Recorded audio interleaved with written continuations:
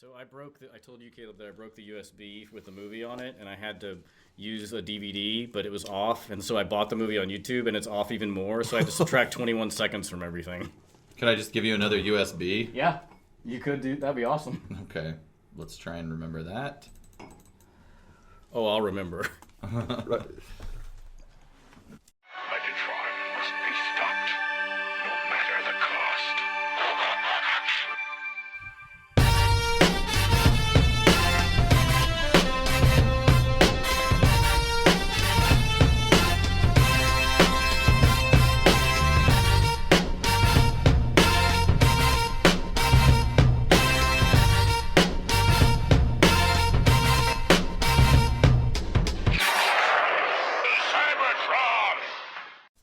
Hello, ladies and gentlemen, and welcome to the Autopod Decepticast. This is your weekly podcast that delivers a minute-by-minute breakdown of the 1986 Transformers movie. This is episode 56, which means we're going to be covering the 55:01 to the 56-minute mark, and I am your host, Aaron. And, guys, I checked the clock when I got home today and realized I was alone. I sat for hours by the window, wondering, where did you go? Where did you guys go, and who are you? I am Ryan, and I was, that's, you know what? Can't remember any more lyrics, except when you say them, I'm like, I know that. I remember that video coming up, I think it was USA Up All Night. After USA Up All Night was over, they would run music videos, and that was the first time I ever heard of that band, seeing that music video. And that band is? The Mighty Mighty Bostonians. That's right. There we go. Who are you, guy that knows the name of that band? I am not a fan of the Mighty Mighty. Oh, really? How dare you? How can you not be? Never were? I just don't like people from Boston. Starting a flame war. Oh, Jesus. And who is this person that doesn't like the Mighty Bosstones, just so that the audience is clear that it's not me or Ryan? I'm Caleb. And I fucking hate Boston. Who fucking take the car, the parking Harvard Yard? I would never eat beans. Hey, Ryan was attacked by a man from Boston at a wedding because he was flirting with that guy's ex-girlfriend a little too hard, and the guy didn't like it. did you run off? And he was like, "Where did you go?" Kinda. I mean, that's the first and only fight I've ever been in. I was so upset because it was over before I realized I was in a fight. So yeah, we were at this wedding reception. There was this super cute, I'm very into vintage, 40s, 50s, 60s aesthetic. And she was Polish and had this sundress, this yellow dress on, and her hair was done in a 1940s nurse style. And I'm flirting with her and dancing with her and stuff. And it has been framed to me that he was her ex-boyfriend. But he did not feel that he was as ex as I guess that she did. Why was he there?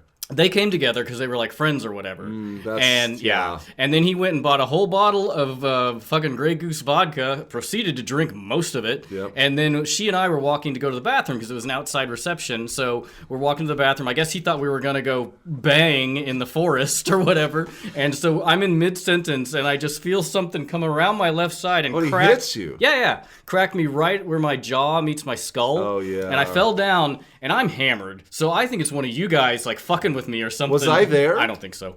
Me or Jason Wolf. Yeah, it was the Wolf wedding. Yeah, so I figure somebody's just wrestling with me. I don't really even feel the punch. I just feel getting knocked down. And he flails at me a little bit. And I'm because I remember actually saying, "What are you doing?" You're lucky he didn't stomp the shit out I know, of you. but he was too drunk to fight.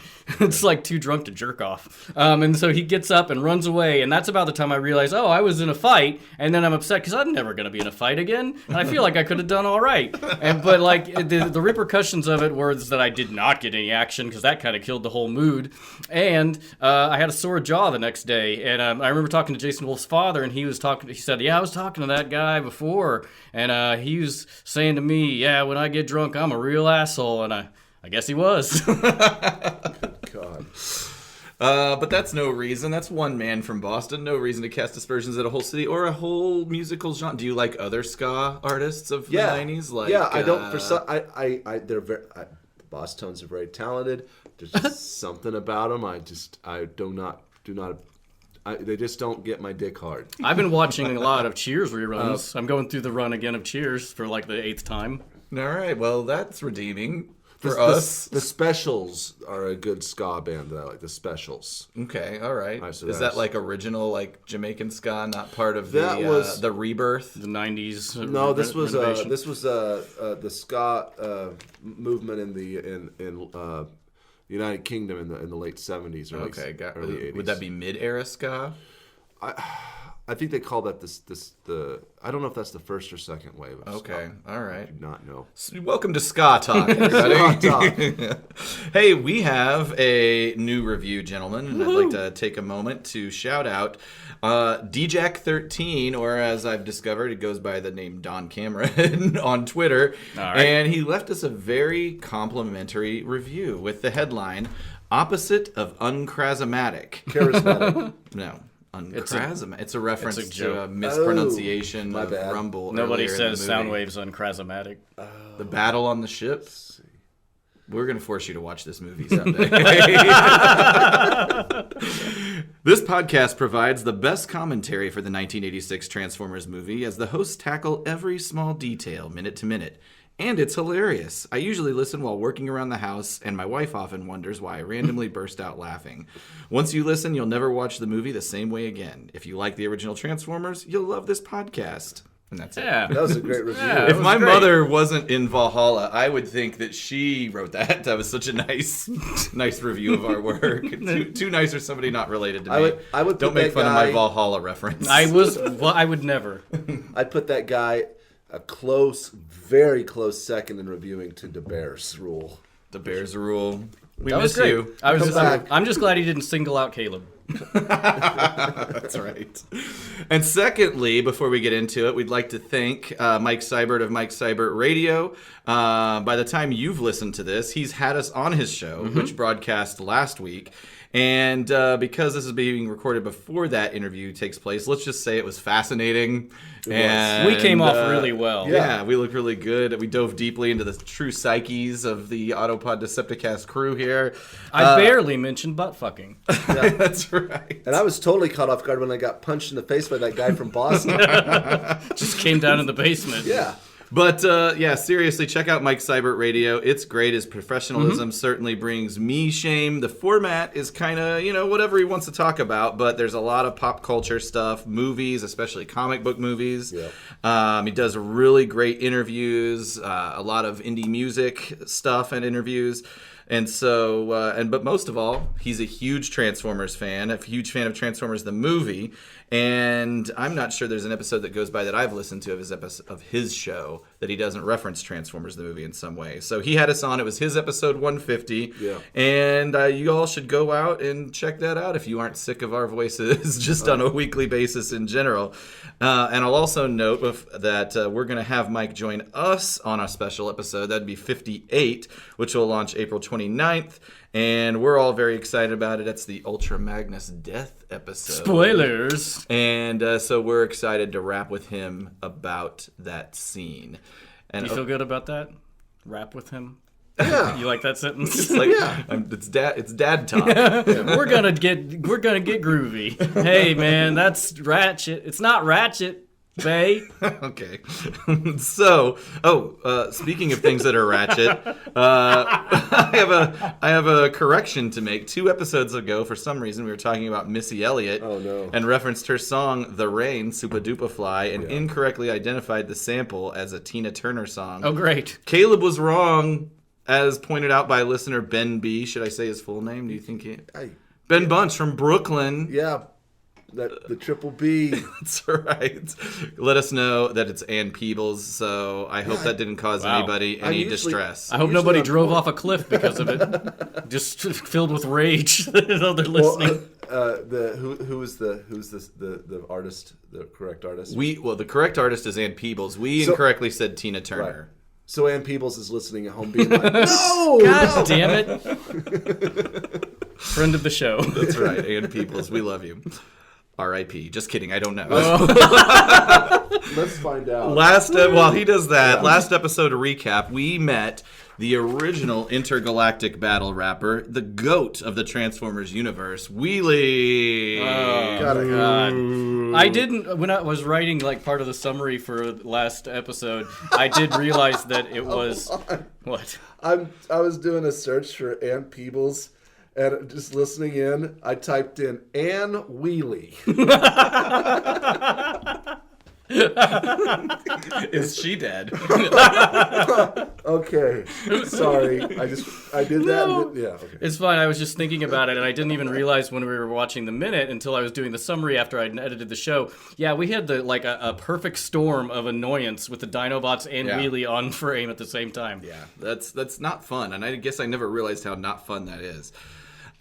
Speaking of the Dinobots, after some verbal fisticuffs and some initial physicality, Grimlock gets Goliathed into friendship, and the team moves on their way to locate Hot Rod and Cup. And we ended the minute back at Unicron with his creepy theme song, Rectum Mouth, and Galvatron standing at attention. Caleb, do you have an update on Ann Peebles? She's alive and well. Excellent. We'll have to at Tweeter. Damn near killed him. So we kick off this minute at 55:01 with Galvatron kind of bitching at Unicron. Why did you torture me? Which is a valid question. Yeah, absolutely. I mean, he thought he was doing his job well. Why can't Unicron send emails? Why not schedule a one-on-one? Why does it have to be psychotic pain? I did think about this also because we talked about whether he can send thoughts, and I guess he can't. He can only send pain over distance, which is weird. He's a bully that can only communicate through dickish behavior. So... Oh, shoot, hang on. Turn that down. The animation on this sequence is pretty good. The whole Unicron and Galvatron bit is pretty good. Yeah, I was gonna say that I feel like this these close-ups on Unicron during this sequence are some of the best. Just illustrate. They're mostly static, but static illustrated elements of the movie. So Unicron lets Galvatron know the reason it all went down is because he's failed, and Galvatron's kind of like, boo, boo, boo, boo, Magnus is dead, and the Matrix is destroyed, and Unicron takes the opportunity to clarify that the Matrix has not been destroyed, and that Ultra Magnus lives on the planet of junk. This is kind of like... This is a cool, right? The pause at 55:15, like the detail of the greebles, if you will, on Unicron's anus teeth. This is kind of this scene is like a juxtaposition or a new version of the scene with Megatron, where he's saying that Prime's dead and the Matrix died with him. That's true. Galvatron's saying Ultra Magnus is dead, the Matrix is gone, and he's like, both times Unicron is like, you're a fool. It seems like Decepticons have a very base level understanding of what the Matrix is and what it takes to destroy it. They know it exists, but they don't know much about it. And are also not willing to investigate whether something has definitively been destroyed. That's right. But then Unicron he goes to the, well, we've already covered he can only communicate pain, but God, he's got to go back to the trouble of bringing him back, explaining it to him, and sending him back out. I guess he's too slow to go after Ultra Magnus. I don't know. Right. I don't know. Well, again, because movie, but Yeah, it would benefit Unicron to just go take care of this shit by himself. He's a giant done right. Just Also, Unicron is also aware of the planet of Junk's existence. Everybody just knows about this planet of Junk. I thought of that too, and I think it's because of his connection to the Matrix, which is why he knows Ultra Magnus is still alive. I think it's like, because he can see, basically, kind of, what the Matrix is doing. Yeah. Do you think that for Unicron, the planet of junk is like junk food? Like, it's like eating a fried chicken strip. He doesn't go after it because if he eats it, it's going to get his cholesterol level up. Yeah, and he's got a bad ticker. Yeah, he's on intermittent fasting. My doctor says I should watch my cholesterol. I'm juicing. I can't wait to get off the Whole30 diet. I'd really like some chocolate cake. But did you know that there is a recipe for ranch dressing that is Whole30 compliant? It blew my mind. He just starts talking to Galvatron about Whole30. New character, Unicron on a diet. I think we've got stand-up Unicron, fad diet Unicron. We'll see how this develops. So Unicron then kind of continues, gives the order. He tells Galvatron to stalk him, tear him apart, and destroy the Matrix. I think the Unicron is the only accent we can all do relatively well. That's because there's not really a tone you No. have to match. You just have to be like come from the throat and get as deep as you can. Hey, let me tell you about that. Whoa. So then next we see a shot of Galvatron's crew departing Unicron en route to the planet of Junk. So spoilers for the future, but I wonder if that tear it apart line is a throwback to, I guess what we'll talk about is an early version of the script where Ultra Magnus dies in a uniquely different way in early scripts. Yeah. And in fact, I think in all scripts than what we see on screen. But I think that could be correct. we'll talk about it more in a couple episodes, but Ultra Magnus should have been drawn and quartered as opposed to just shot at and exploding. But we'll get to that later. They leave Unicron's presence, and then we are back to Junk. And if you will pause it when we first get back to Junk, where right there, if you notice, Springer is welding with his index finger. At 55:36. Wow, I never noticed that before. Yeah. He's kind of, I was going to say ETing it, but we can see that Blur has like a contraption that came out of his wrists. The all ancillary Hot Rod's things. blades, but it's a welder. Well, and this actually makes more sense to weld with your finger instead of having a whole apparatus come out and do it. But this will also come in my script deviations. Okay, interesting. So we're back to Junk. RC, Springer, Perceptor, and Blur, they're repairing the ship. We've already mentioned the trope of Transformers turning their hand sockets into anything they want. But Perceptor is kind of taking the lead here, and he's just bossing them around a little bit. Be sure the fittings are securely welded. That was perfect. Be sure the Be sure the fillings are securely Be sure. Blur.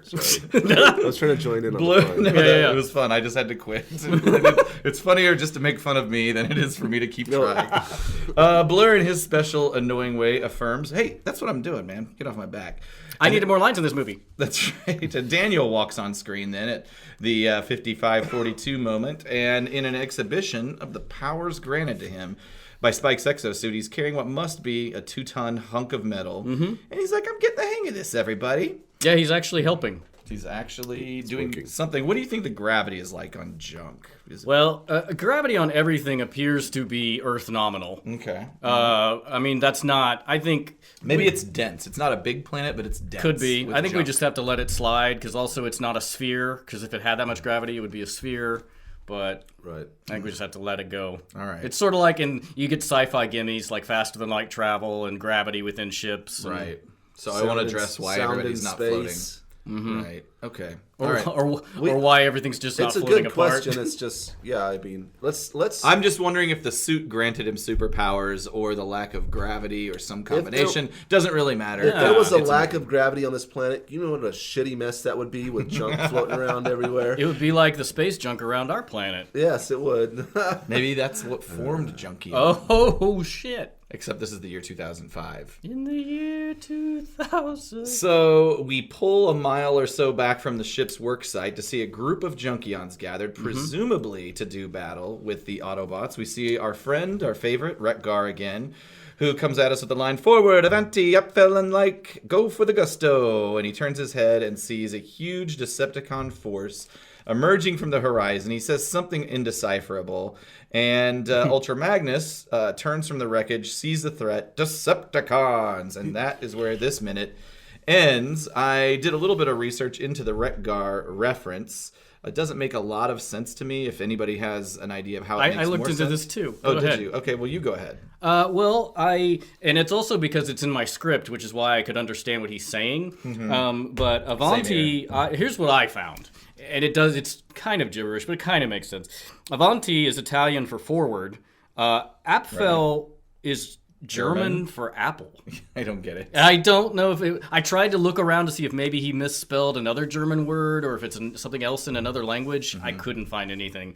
And then gung ho is an anglicized version of gong hei. Pardon me for our Chinese listeners, that is probably not how that's pronounced, but it means work together. And that is coined from the 1939 Chinese Industrial Corporations, which is an organization founded in Hong Kong by Western expatriates to promote grassroots industrial economic development in China.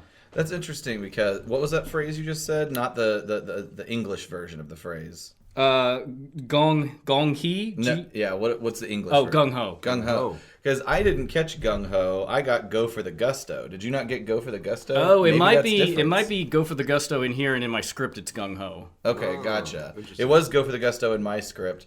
Okay, we've got the early script covered. In Go for the Gusto, that was an old Schlitz beer campaign from the 1960s, created by the famed ad agency Leo Burnett.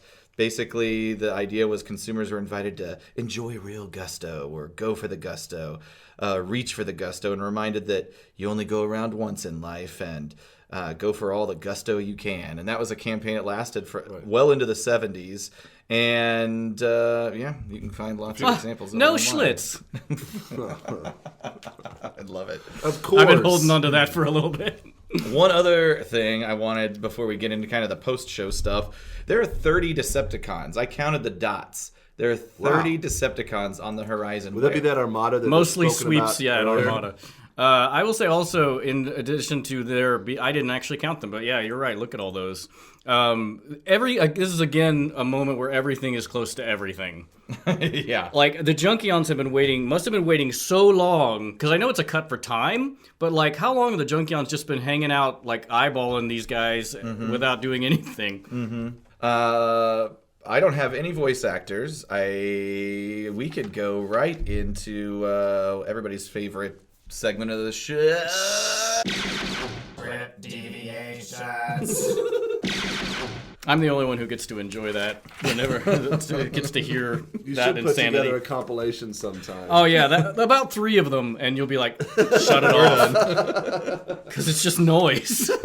So the listener will recollect that this Aaron goes first, me, because my script is less crazy, and Ryan goes second because we like to save the crazy for the end. You know, it's a nice aperitif as we move on to the real craziness. So the first scene with Galvatron and Unicron happens before the Dinobot Beryllium Bolonium scene in my version of the script, which is fairly inconsequential. And it starts off with the same, Galvatron asking why he's tortured him. Unicron explains the failure. Galvatron says Ultra Magnus and the Matrix are destroyed, to which Unicron explains the Matrix cannot be destroyed. Oh. Like, he should have said that right off the top, Well, if that's the case. What the by fuck? way. Oh, Wait. Didn't you say earlier in your script that he specifically says destroy the Autobot Matrix? I think in your script, Aaron, he says, "Get it for me, like bring it to me." Oh, bring me the Matrix. That's right. Okay. Right. And so in that sense, I guess Galvatron is failing him. Yeah, every he just chance. didn't take notes. Right. Yeah, exactly. He's like, I got the gist of it. Yeah, okay. It's all the same, right? But anyway, that would be helpful up front. He also goes on to say that Ultra Magnus is at the planet of Junk. Stalk him, cut him open, and bring the Matrix to me. Cut him open? Yeah, a little. Oh, to cut it out. Cut him, yeah. Cut it out. And the scene on Junkeon happens. Sorry, I just Night Court imagined. reference? No, that's from Family Matters. Yeah. No, it's from Full House. Full House. That's what I meant. Oh. What's his name? I can't remember the actor's name, but Joey.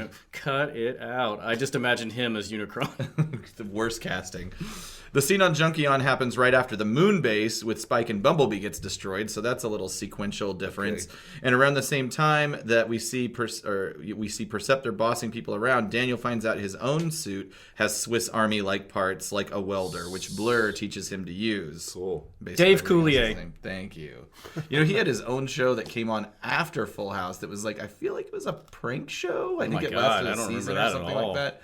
I always hated that guy. Did he do voices on it? Because he loved doing voices. He's like he seems like Johnny the Squirrel. Yes. He seems he's like a broke dick Frank Welker. Oh shit. He seems like a nice guy in what I've read of and seen of him in person, but man, I can't with the act.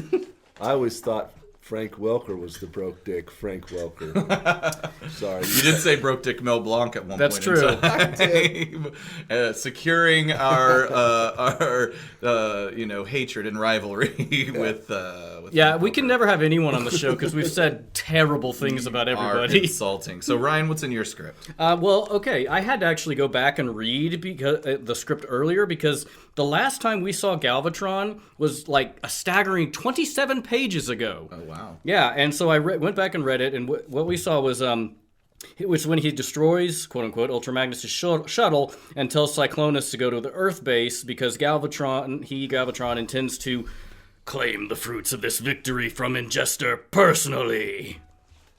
And so that's where that starts. Gotcha. That's where we're catching up to that point. Gotcha. So, okay. Claim the fruits, not destroy the Matrix. Well, he thinks it's destroyed or whatever. All right, Unicron is now twice as big or as large as before, and its colors have changed again. And we move closer, we see that the features on Unicron, the tree trunks and grasses, have fattened and become sleeker, fuller, and like the rest of Unicron, brighter. Galvatron, voiceover. Weird. Your planet has become truly majestic, Ingester. Huge, beyond dreams of vastness. Who's saying that? That's Galvatron. Okay. And so he settles down on Unicron, and he says, perhaps you fed too deeply of the energy of Earth. Much more, and your appetites may exceed wisdom. You may hunger for Cybertron itself. That I cannot allow. And there's a bellowing roar and the ghostly voice of Ingester. I? You dare speak of I? That's... Anyway, never. Your Ingester is Mickey Mouse? Yeah. Are you trying I was doing a ghostly voice, so I was taking your bit. Yeah. I'll take Cybertron if I want.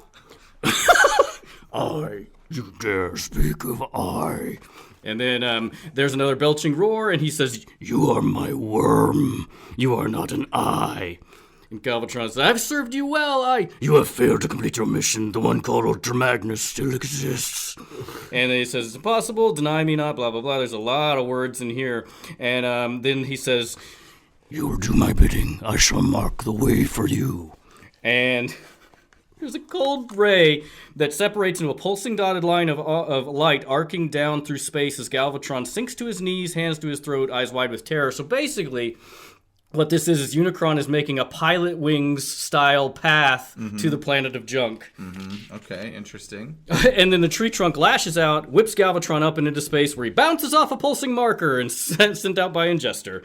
And then I still need to understand, like, do they reference him as Unicron in your script yet, or is he just called Ingester? I can't... yes, because it says Unicron right here, so it's like both. Okay. I don't know. Odd. Yeah, maybe like Ingester's a title. Maybe they're calling him Ingester. Well, we'll find out. It's like Khaleesi. But once he transforms in your script, then he is revealed as Galvatron, I guess. You mean Unicron? As Unicron, I mean. So, and then after Galvatron's gone, Ingester says, Cybertron, eh? Yes. Another moon would slake my hunger, though. Another moon. And he eats another moon. You should edit that makes sense. You should edit out what that I makes said sense a while ago because I got the word Galvatron and Unicron confused, and that'll make no sense. Nope. And then we skip It's over... part of your role as the everyman. And so we skip to the planet of junk, and then we see that Blur and Springer are using their there's a flame jet from their finger to weld the knuckle joints of the new canopy. And there's a wide shot to include Daniel, and says, this exosuit is fantastic! Want me to do that? And Blur says, weld, really? Well, why not? Give it a try, but think it through first. And then this is another scene where he's thinking, welding. Thinking? Yes, exactly. And then we go to the Junkeons, and this is what Retgar says. Forward, Avanti, Apfel, and like. Go for gung-ho, friends and neighbors. Junkeons, Ada. And that's where the Decepticon armada comes. Yeah. And then Retgar says, hang on, this be industrial strength marauder war. We watch. Watch and wait, by George and golly zim zam.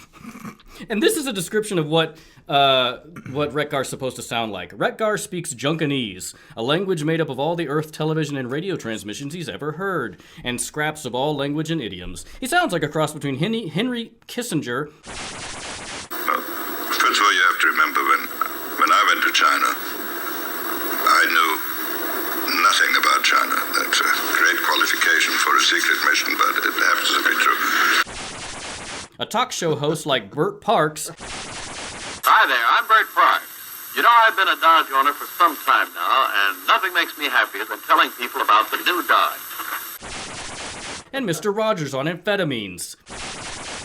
Hey, ladies and gentlemen, Ryan here, and I was gonna do a bit where I did a sped-up version of Mr. Rogers' voice, the way it says in the script, but, you know what?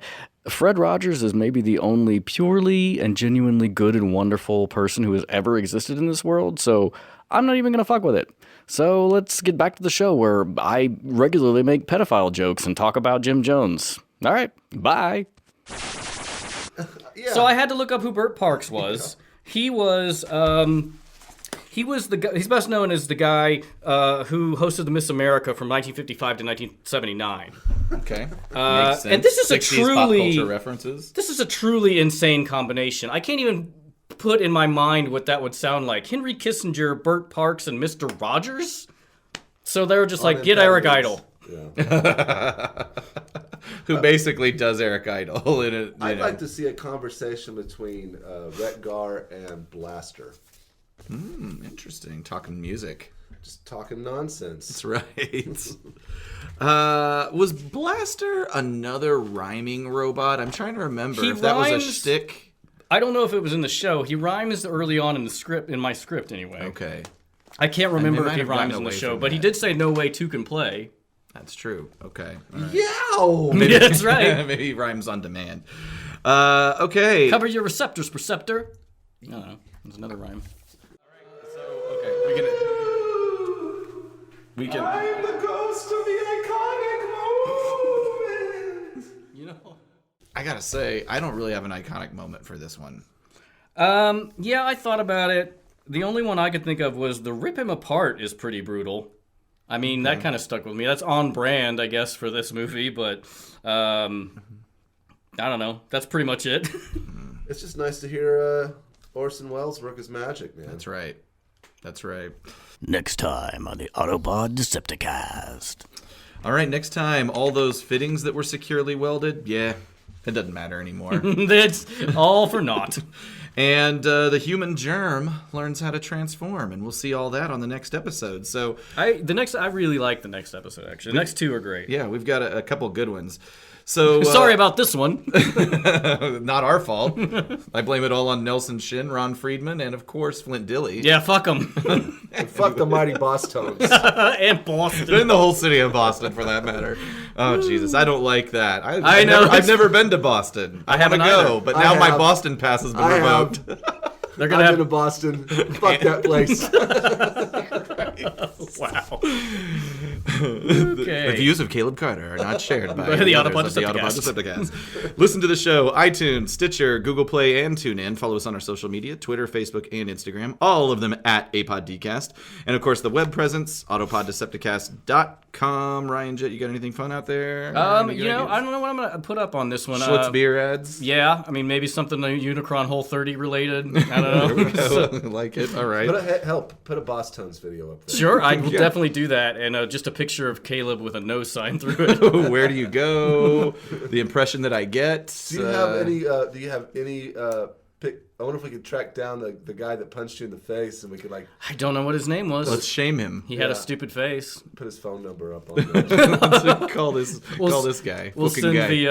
our listeners after him, our hordes of loyal followers. The people that would help us out the most, the Bostonians, are not going to help us out. That's right. They'll look for a fight anywhere they can get. That guy's level of alcohol and rage, I'm sure that he's dead. Moving on, everybody. iTunes users, rate and subscribe. Bye-bye. Bye.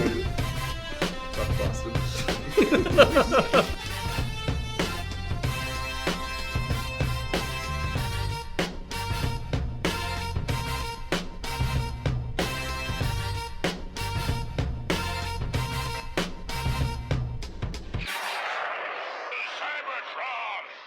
Right. So it was White-collar criminals. It was frustrating. I knew it would be when we started watching it. I was just I haven't seen any of those Bernie Madoff. There was like 2 docudramas. I think one was an HBO one and one was like a AMC one or something like that. One had, I want to say Al Pacino as Bernie Madoff, and the other had, why can't I think of his name? took your money.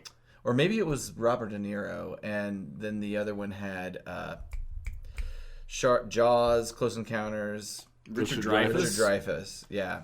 But anyway, I got your money. that wasn't bad. Wait, Try and, that again. it was Hulk Hogan as Bernie Madoff. Oh, there's your money, brother. Go, I love it. If you want to be really mad about people committing fraud, I was I trying to. think it was Alf as Bernie Madoff. Hey, Willie, where's your wallet? Ah! I don't know where my wallet is, Alf. I sewed it in the cat's butt. Oh, Alf. God, we are the worst Sewed it in the improv group. cat's butt. Or maybe I'm just the worst. No. If you want to get mad, I was trying to find out the guy who he was exchanging emails with, but read the emails between Jack Abramoff and his co-conspirator on the Indian lobbying scandal stuff that ultimately put that guy in prison. And that just lets you know, like, the level of which certain privileged people don't give a fuck about other people. Not. Like, they like, first of all, it's really funny because, I mean, I guess they're smart enough and they're in a position of privilege enough that they're able to take advantage of these people. But then, like, my favorite part of the exchange is that one of them, I can't remember if it was Jack Abramoff or the other guy that maybe it was Michael Scanlon probably, who was a former aide to Tom DeLay. He was implicated and connected to all this. They're talking about the Indian tribes. Basically, they're playing multiple Indian tribes against each other. They're accepting funds from them. Like, the Indian tribes are kind of trying to fuck each other over, and these guys are accepting money to help them do that in order to, like, help them expand casinos and things like that. And so, but they're talking about them in their emails, and they're like, these troglodytes don't even know what they have coming. Good and then, like, reply, ha, ha, ha, ha, yeah, these troglodytes. And then it'd be a reply back, what's a troglodyte? Oh. So they're like the Dinobots? Oh my God. They'll use, like, this language. I think it's a type of diamond. That's from 54. Stupid. A troglodyte is a caveman. Yeah. That was my Salma Hayek impression. Yeah. People convicted in the Jack Abramoff. I mean, that was a big deal. That was a big deal in, like, the 2000s. Just, it was during the Bush years. It is just disgusting to listen to these people talk of, like, I wonder what the crossover between they genuinely don't understand. I mean, most of these people are to some level psychopaths, but genuinely don't understand whether they're evil or if they're just putting on a front of, like, it's like when you view being poor as, like, some kind of moral failing. Like, if they weren't if they knew what they were doing, they wouldn't be poor. They're poor because they Right. Where it is like you've born into a family with every opportunity. Sure. It just makes me so mad. Yeah. That's why I don't generally watch those, because I know I'm just going to be infuriated. Yeah. I like getting infuriated about that stuff for some reason. Yeah, me neither. I mean, sometimes Wes will put it on. I'm like, now I'm into it. I can't. The lobbyists charged the tribes $85 million in fees. Abramoff and Scanlon grossly overbilled their clients, secretly splitting the multi-million-dollar profits, and they secretly orchestrated lobbying against their own clients in order to force them to pay for lobbying services. Yeah, and it's always in the interviews and in stuff where these people are, like, trying to portray themselves as some kind of victim or trying to say that they didn't do anything wrong. When you look at any of their personal reactions, it's like they 100% know they're cheating everybody. Mm-hmm. Yeah. So read those emails. They knew they were cheating, and they also looked really dumb doing it. What's a troglodyte? The world may never know. Did he knock him over as an argument, but unintentionally, like, protected him from falling into the trap? I believe that we are meant to believe that they are never aware of the trap. I meant to say that, and I forgot to say it in the last episode, whether it's unclear whether he did it to save him from the trap or out of frustration. Now, if they're made of metal, I shouldn't even answer these questions right now. I should wait for the episode. Let's just roll with it then. Blow cells, where we sell good.